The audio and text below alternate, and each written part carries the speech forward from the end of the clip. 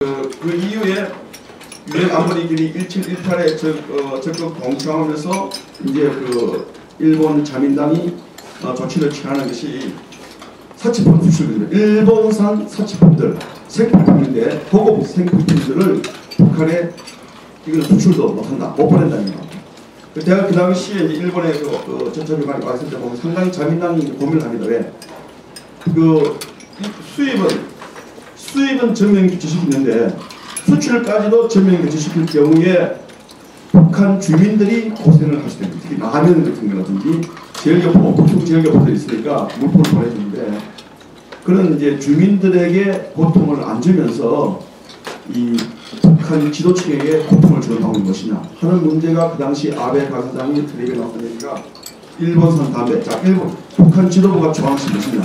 일본산 담배, 일본산 술, 사케, 경경들 사케, 그러고 이제 가전제품 등등해서 북한의 권력층이 사용하는 생필품들을 수출 금지를 시켰습니다. 두 번째 이제 이어서 또 북한이 핵실험을 하게 됩니다. 북한이 2009년도 4월 5일날 로켓 시험 발사하고 이어서 5월달에 2차 핵실험을 하게 됩니다. 이 당시에는 이제 일본 자민당이 최근 자민당이 이제 마지막 그 정권에서 아소 정권이었고 한국에서는 윤핵관 정부가 등장한 1년쯤 지났습니다. 아소 정권의 입장에서는 그 당시 이제 그 기본적으로 자민당이 지지도가 내려간 상황이기 때문에 이 국민들의 지지를 어떻게 끌어올릴 것이냐 하는 게 제일 급선무입니다. 자기들의 자민당 정권이 유지되느냐 마느냐 하는 그 비교에 있었기 때문에 그렇게 북한 문제에 신경을 쓸 겨를이 없었습니다. 따라서 그냥 미일 공조, 아소 역시 자민당 고진이 총리 이후에 미일 동맹 강화 노선을 추구해 왔기 때문에 아소 자신이 보수 정치입니다. 그런데 미일 동맹에서 강화시키면서 미일 동맹의 공조를 맞춰서 대북 정책을 하겠다. 식으로 이제 대북 정책을 하다 보니까 핵실험의 흐름 속에서 바로 제재 압박의 대북 정책을 추진했습니다. 그래서 아소 총리 개인적으로는 북한이 로켓과 핵이 결부돼서 일본이 위협을 받을 때는 바로 적기지 공격론도 이제 제기를 했고 유엔 안보리 이사를 통해서 독자적 제재가 더욱더 추가하겠습니다. 그래서 이때 나온 것이 이제는 뭐냐면 수출이 전면 규제입니다. 첫 번째 1차 핵실험했을 때는 수입을 북에서 오는 물품들을 다 금지시키는데 이제는 일본에서 북으로 가는 물건도 다 금지시켰다. 그래서 2009년도 6월달부터는 일본하고 북한 사이는 수출과 수입이 전면 중단됩니다. 지금 현재는 교육이 전혀 없습니다.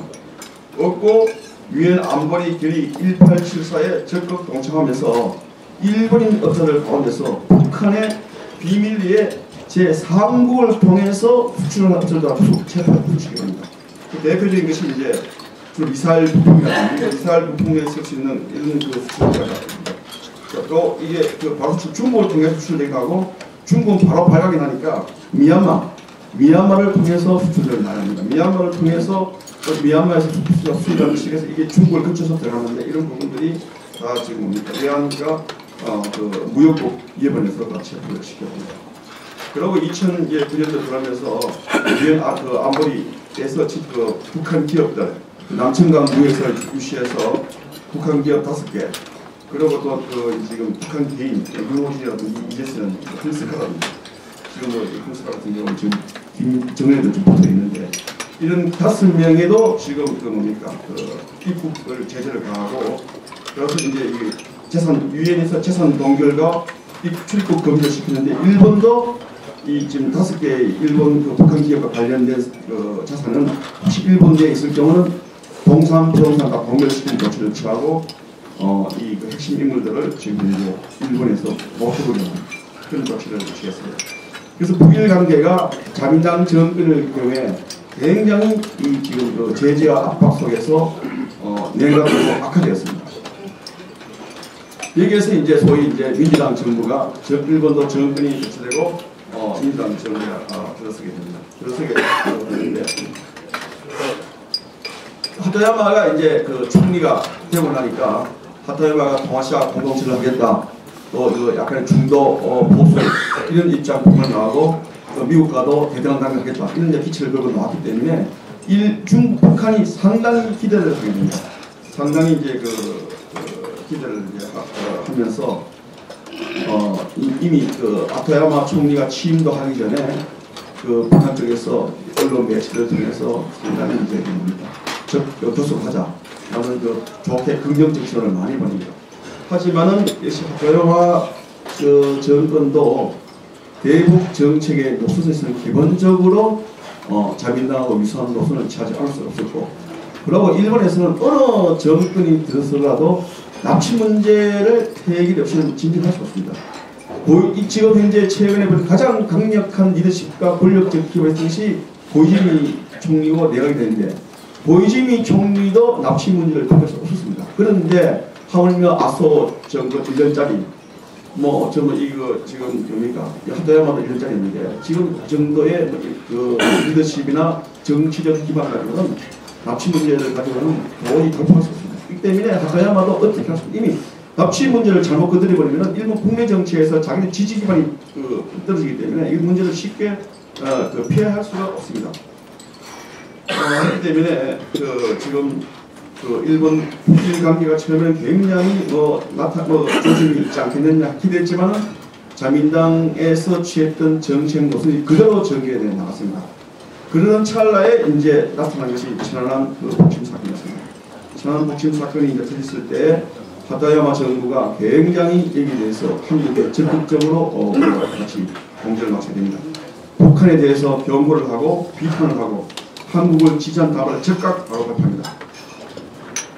발표한 직후에 바로 이제 이것을 이제 발표하게 되고, 그리고 내각에 대해서는 북한을 압박하는, 북한에 대해서 더욱더 제재를 강화시킬 수 있는 조치를 강구하는 지시를 드렸습니다. 이후에 그리고 이제 5월 20일 날 긴급 강력수준 조치를 취한 뒤에 5월 29일 날 제주도에서 열리는 한중일 정상회담을 참석하기 위해서 한국에 옵니다.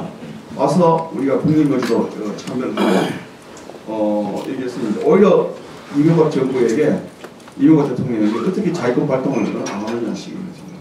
일본 같으면 기본 자위대가 군대는 군대지만 자위권 발동한다는 얘기를 했습니다. 그 얘기를 하고, 그리고 이제 제주도에 가서는 중국을 압박했습니다. 중국에 대해서 이건 분명히 명백하게 이건 북한인 게 아니라 북한의 명백한 반성과 사죄가 전제되어야 육자회담 재개가 가능하다는 입장을 밝히고, 유엔 안보리 회부는 당연하고 일본은 생각하고 지지하며 북한의 잘못된 메시지를 줘서는 안 된다고 강조하면서 한국을 도와서 중국을 설득하고 압박하는 데 상당히 일조를 했습니다. 그리고 이제 하다야마 정부에서 나타난 것이 이제 두 가지 조치가 나타납니다. 바로 이제 밀동맹 조치가 나타난 것이, 하다야마가 정부가 들어서면서 하나의 미일 간의 갈등이 바로 오키나와 기지 문제였습니다. 오키나와 기지 문제가 새롭게 협상하자는 얘기 나오다 보니까 굉장히 일본에서는 거의 이 시사 저널지를 보게 되면은 미국 쪽의 전문가들이 거의 다 동원돼가 미일 동맹의 갈등, 전후 최대 위기 온갖 것이 다 나타났습니다. 오키나와 이제 해병대 비행장 기지 문제였습니다. 이 문제를 하다야마 총리가 운이치를 돌리겠다. 자민당이 합의한 대로 오키나와에 군대를 건설하겠다. 왜 건설하느냐? 중국을 막아냅니다. 천안함 폭침 사건이 명백히 북한의 행시 명백함에 불구하고 중국이 아시아에 책임 있는 그레이트 파워, 그리고서 책임을 제대로 못하고 있다. 굉장히 중국은 국제적으로 위험합니다. 일본의 안보를 위해서라도 미일 동맹은 충청도 강화해야 된다. 이러한 맥락에서 이 사람이 이제 오키나와 기지 문제를 어디치로 돌려버리고 오키나와를 방문해서 주민들에게 설득을 하고 이해를 하는 조치를 취합니다. 그러다 보니까 이 연립 정권에 참가했었던 사민당이라든지 약간의 진보 성향 정당들이 연립 정권을 깨고 나가는 그런 정치적 어려움을 맞춰 합니다.